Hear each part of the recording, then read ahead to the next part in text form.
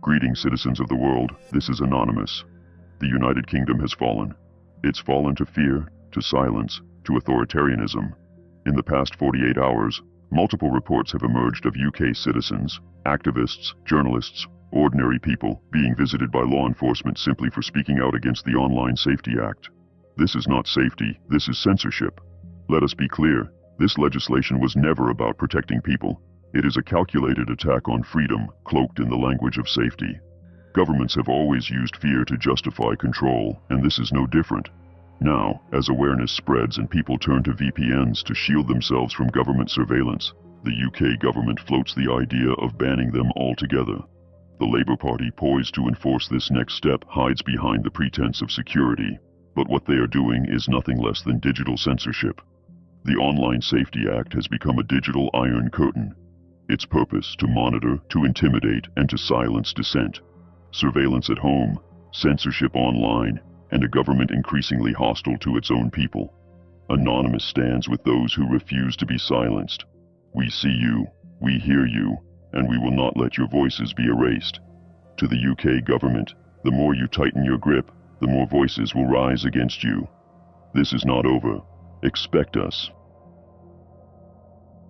Following the recent comments made by Anonymous regarding the United Kingdom's Online Safety Act, a darker reality has begun to surface.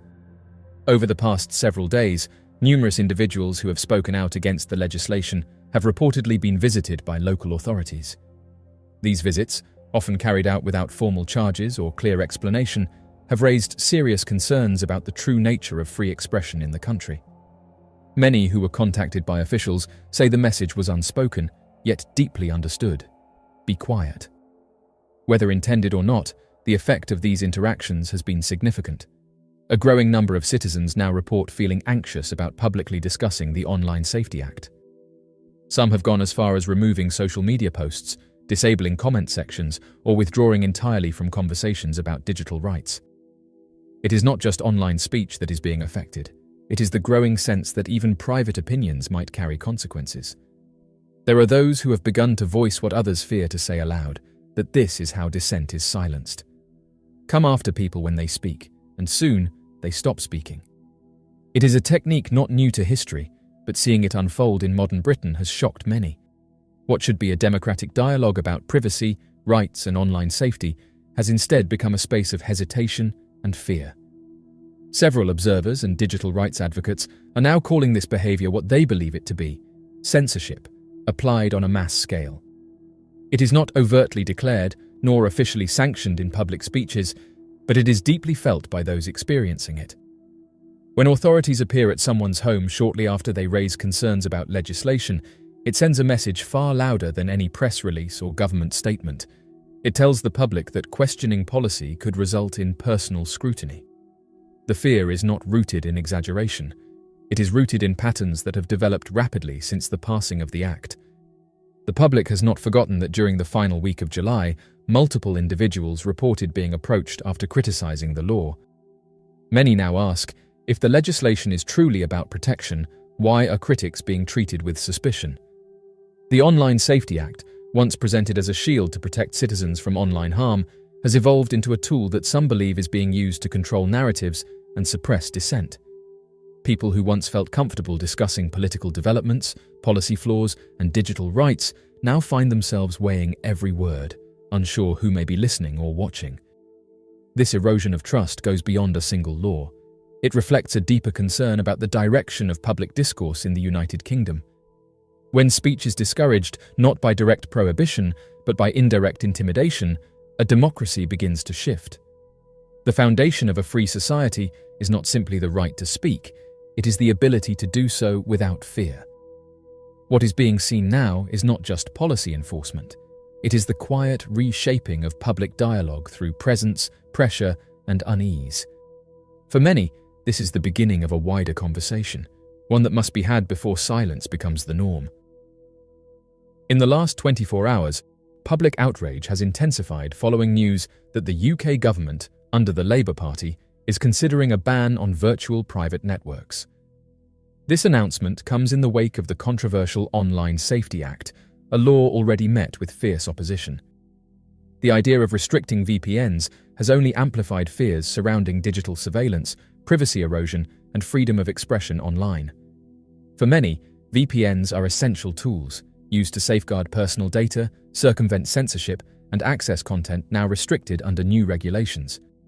Since the Act's rollout, VPN downloads have surged, signaling a clear public response. People are unwilling to surrender digital autonomy. VPNs do more than offer convenience. They are critical for online work, education, and global communication. The suggestion of banning them has drawn swift backlash. Critics argue the government is not solving problems, but escalating them, opting for control over dialogue. Public trust is fading fast. Many now view the Online Safety Act not as a shield against harm, but as a calculated move to monitor and limit information. Framed as a step towards security, the legislation has instead become a barrier to free access and open discourse. One especially troubling aspect is the requirement for users to verify their age with a personal ID to access mature content that often includes political debate, activism, or news. This shift turns the internet from an open forum into a gated, surveilled space. Concerns about data privacy are real. Even major companies have suffered breaches. Requiring sensitive ID data to access everyday content invites risk, not safety. The demand for identification reshapes the internet, transforming it from a space of inquiry into one of exposure. For many, this feels less like protection and more like punishment for valuing privacy. Frustration is also fueled by a perception that policymakers lack the technical understanding needed to govern the digital world they're attempting to control. The internet is fast evolving, decentralized, and dependent on privacy-preserving tools, chief among them VPNs. VPNs help users sidestep geographic restrictions and censorship, revealing the technical shortcomings of the Online Safety Act. Experts warned of these issues during the law's development, cautioning against invasive enforcement tactics. Those warnings were ignored. Now, as anticipated, the public is experiencing the fallout: restricted access, weakened privacy, and growing distrust. Many suspect that the true goal of the law was never protection, but regulation of speech and access. This suspicion grew stronger as reports emerged that digital coverage of protests around the UK was inaccessible without ID verification. Those who refused to submit personal data found themselves unable to engage with critical public discourse, effectively silenced by omission. This isn't digital safety, it's selective visibility. Censorship not through deletion, but through forced compliance. If access requires self-exposure, then free information becomes a privilege, not a right. Freedom of speech and access to information are pillars of democratic society. Tying those rights to identification compromises their integrity. Many in the UK now fear that foundational democratic values are quietly being eroded under the guise of public safety. Alarmingly, this approach may not remain unique to the UK. Legislators in other countries are reportedly looking to the Online Safety Act as a potential model, raising concerns among digital rights advocates worldwide. The danger is in normalization. When privacy becomes optional and knowledge requires personal sacrifice, the internet loses what made it powerful: its openness. What's happening in the UK should serve not as inspiration, but as a global warning. True digital safety is rooted in transparency, technical insight, and respect for individual rights. It should not demand that people give up anonymity to engage with the world. It must not restrict access to vital public information. The Online Safety Act reveals how even well-meaning legislation can spiral into overreach. It has reduced access, compromised privacy, and damaged public trust. To secure a truly safe internet, policies must be rooted in collaboration, expertise, and an unwavering defense of civil liberties. The internet belongs to everyone, and it must remain open, accessible, and free. As the effects of the Online Safety Act begin to take hold across the United Kingdom, public resistance is growing. Citizens, advocacy groups, digital rights organisations, and concerned professionals have started to organise and speak out, calling for urgent reconsideration of the legislation. Many argue that the law, presented as a means to protect the public from harmful online content, has instead restricted access, undermined privacy, and introduced a culture of silence. Groups defending civil liberties have begun drafting open letters, launching petitions, and engaging legal experts to challenge the Act's reach. Prominent campaigners have publicly urged the government to revisit the legislation's core principles, arguing that it lacks transparency, fails to address technical realities, and poses a serious threat to freedom of expression. Others have launched awareness campaigns aiming to educate the public on how the new regulations impact their digital lives, including the use of personal data and access to vital information. Despite these efforts, the government has responded with firm resistance. Officials have stated clearly that they will not be reversing or softening the Act.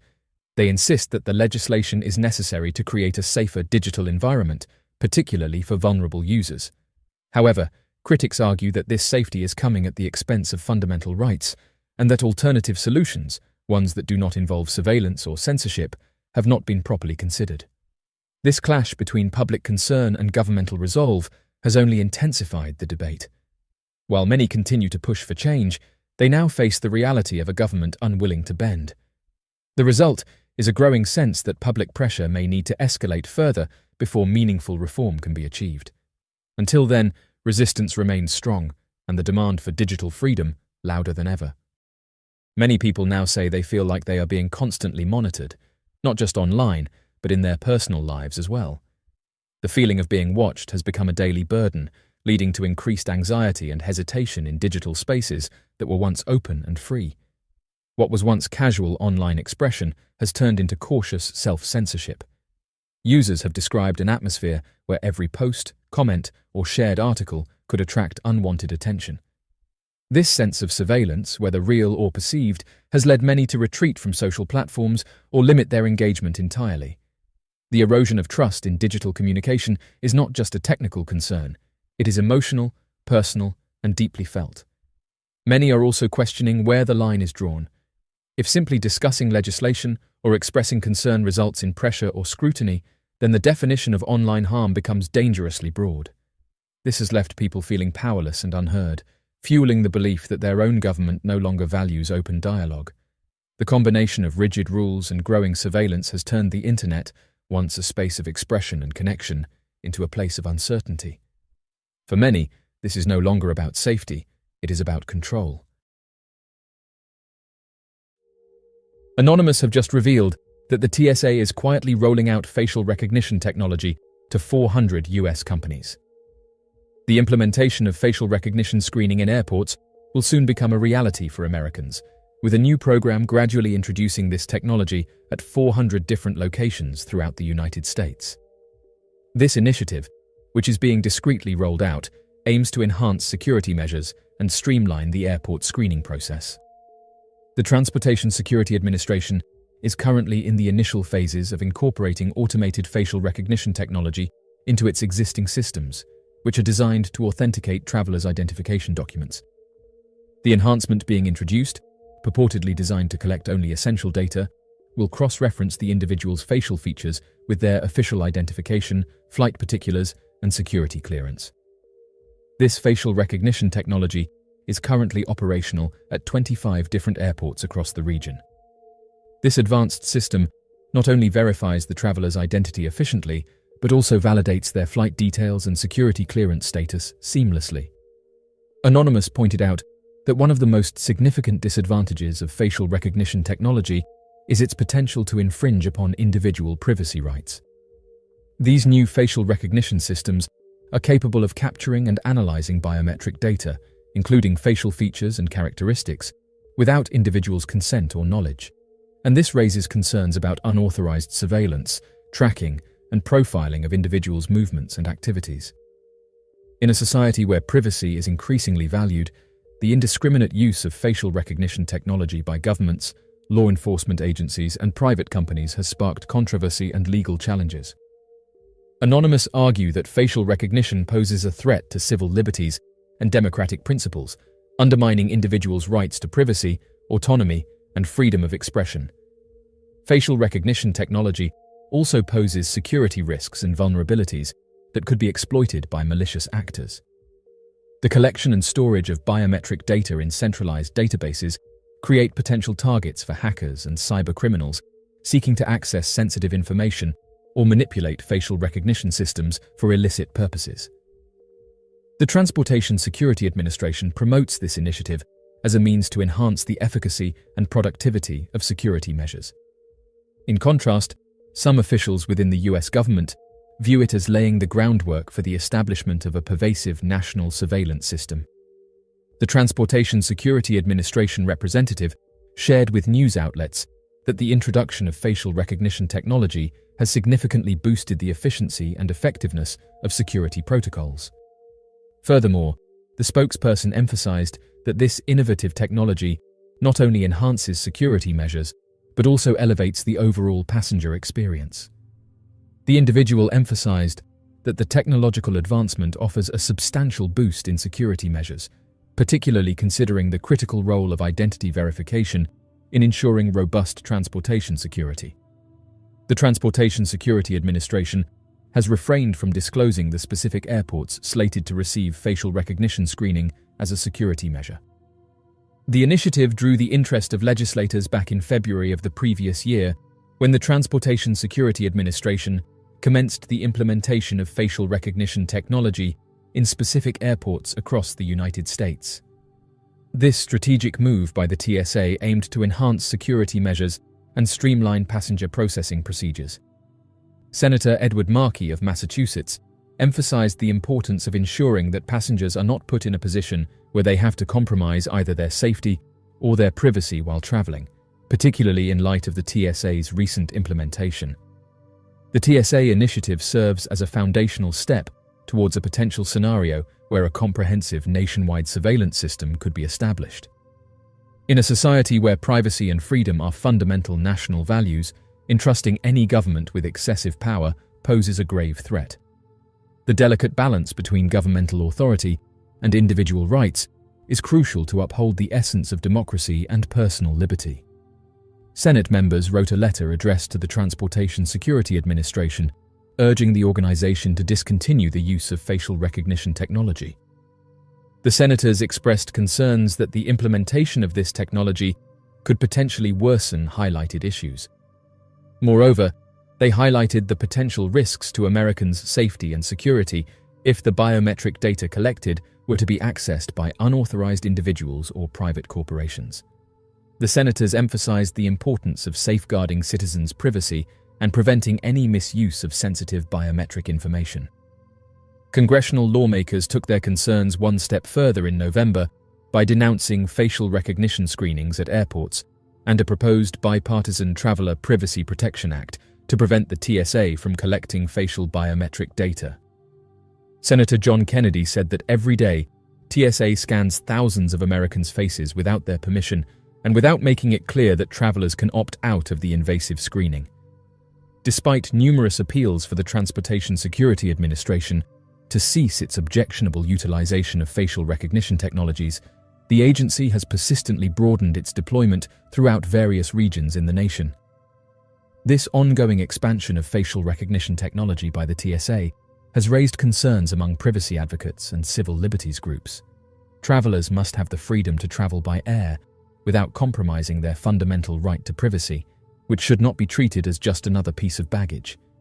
If the Traveler Privacy Protection Act is approved, a mandate would be imposed on the Transportation Security Administration to promptly cease its facial recognition initiative and eliminate all biometric information within a time frame of 3 months. Kennedy expressed his disbelief at the TSA's decision to further develop its intrusive facial recognition initiative, despite reservations from Congress. He highlighted the agency's attempt to ignore legitimate privacy worries by emphasizing that citizens' concerns regarding their privacy remain steadfast. The situation raises questions about the TSA's priorities and disregard for public sentiments. Moreover, Kennedy's remarks underscore the tension between governmental security measures and individual rights, signaling a crucial need for a balanced approach that respects both security needs and personal privacy. The Transportation Security Administration has clarified that the facial recognition software implemented will not retain any data utilized during the verification process, nor will it be employed for surveillance or law enforcement objectives. The Transportation Security Administration official informed NextGov that the agency is in the initial phases of incorporating automated facial recognition technology to enhance the existing credential authentication technology devices that were implemented a few years ago. The integration of automated facial recognition capabilities is seen as a significant advancement in the agency's efforts to enhance security measures and improve verification processes at security checkpoints. At the airports, travelers will encounter prominent signs at the screening area entrance, informing them about the utilization of facial recognition technology. Additionally, these notices will provide reassurance to travelers by guaranteeing that the airport system does not retain or preserve any individual's data following a successful identification match. This measure aims to enhance security protocols while also ensuring passenger privacy and data protection. The TSA fact sheet emphasized that the sole exemption would occur in a limited testing environment for evaluation of the effectiveness of the technology. This exception pertains to specific scenarios where the technology is being rigorously assessed to determine its efficacy. The facial recognition technology is created using CAT scanners, which take real-time pictures and compare the photo to the person's photo ID. The system employs sophisticated artificial intelligence models that have been trained to develop a biometric template based on the unique facial characteristics of an individual. This template is then utilized to make a comparison with the facial traits depicted in a different image. The United States government lacks specific guidance, regulation, or legislation to effectively control the use of facial recognition technology, leading to concerns regarding potential infringements on human rights, privacy violations, and encroachments on civil liberties. In the previous year, the Transportation Security Administration disclosed that it successfully conducted security screenings for an unprecedented total of over 858 million travelers, translating to a daily average of 2.4 million passengers. This noteworthy figure underscores the immense volume of individuals passing through security checkpoints on a daily basis. In recent years, advancements in technology have enabled governments around the world to deploy sophisticated surveillance tools to monitor and track individuals' activities, both online and offline. From mass surveillance programs to location tracking and social media monitoring, governments have increasingly relied on surveillance to gather intelligence, investigate crimes, and maintain social control. However, the expansion of government surveillance has raised concerns about the erosion of privacy rights and the potential for abuse of power. Anonymous has been quick to highlight the dangers of unchecked surveillance, warning people about the risks of living in a surveillance state where individuals' every move is monitored and tracked by the government. One of the primary ways in which Anonymous warns people about government tracking is by exposing and raising awareness about surveillance programs and practices. Through data leaks, whistleblowing, and online activism, Anonymous has uncovered numerous instances of government surveillance and provided evidence of mass surveillance programs conducted by intelligence agencies such as the NSA and CIA. For example, in 2013, former NSA contractor Edward Snowden leaked classified documents revealing the extent of the NSA's global surveillance apparatus, including the PRISM program, which collected vast amounts of data from major tech companies. Anonymous played a crucial role in disseminating this information to the public, raising awareness about the scale and scope of government surveillance. In addition to exposing government surveillance programs, Anonymous also educates the public about the dangers of surveillance and provides guidance on how individuals can protect their privacy and digital rights.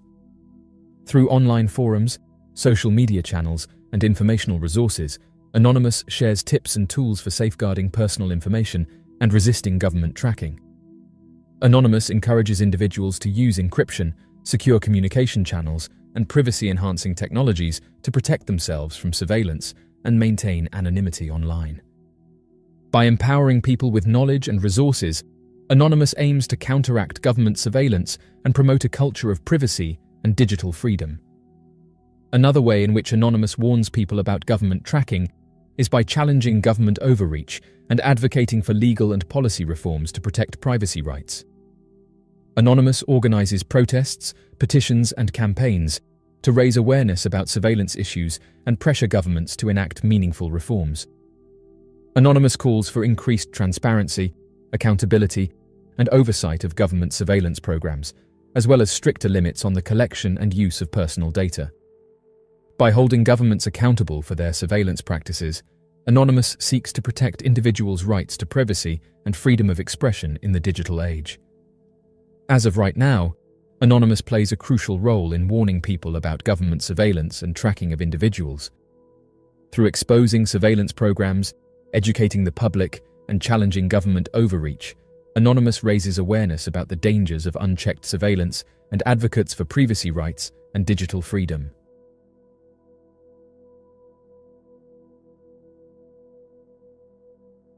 So, what do you make of these announcements? Be sure to leave your questions and answers in the comment section below and help us to grow this community while working to solve these unexplained mysteries. Thank you for watching, and don't forget to subscribe for more videos.